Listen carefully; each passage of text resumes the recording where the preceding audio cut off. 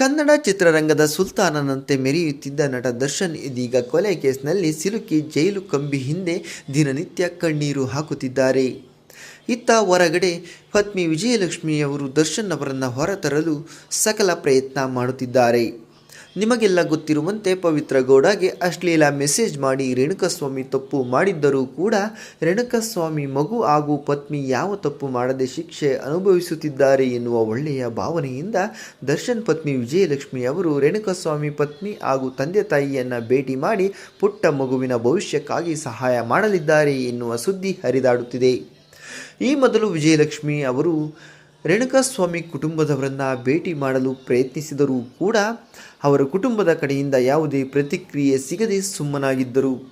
ಕಾರಣ ಆಗಿನ್ನು ರೇಣುಕಾಸ್ವಾಮಿ ಪತ್ನಿಗೆ ಮಗು ಹುಟ್ಟಿರಲಿಲ್ಲ. ಇದೀಗ ಮಗು ಆದ ಬಳಿಕ ಅವರ ಜೀವನ ಮತ್ತಷ್ಟು ಕಷ್ಟಕರವಾಗಿದ್ದು, ಕುಟುಂಬದಲ್ಲಿ ದುಡಿಯುವವರು ಯಾರೂ ಇಲ್ಲದಂತಾಗಿದೆ.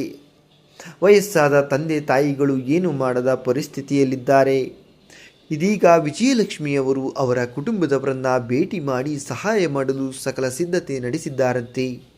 ಆದರೆ ಇದಕ್ಕೆ ಕಾನೂನು ಅಡ್ಡಿ ಉಂಟಾಗಿದ್ದು, ವಿಜಯಲಕ್ಷ್ಮಿ ಅವರು ಏನಾದರೂ ರೇಣುಕಾಸ್ವಾಮಿ ಕುಟುಂಬ ಭೇಟಿ ಮಾಡಿದರೆ ಈ ಕೇಸ್ನಲ್ಲಿ ತೊಂದರೆ ಆಗಬಹುದು ಎನ್ನುವ ಕಾರಣಕ್ಕೆ ಕೋರ್ಟ್ನ ಅನುಮತಿಯನ್ನು ಪಡೆದು ಬಳಿಕ ರೇಣುಕಾಸ್ವಾಮಿ ಕುಟುಂಬಕ್ಕೆ ಸಹಾಯವನ್ನು ಮಾಡಲಿದ್ದಾರೆ ಎನ್ನುವ ಸುದ್ದಿ ಸೋಷಿಯಲ್ ಮೀಡಿಯಾದಲ್ಲಿ ಕೇಳಿಬರುತ್ತಿದೆ.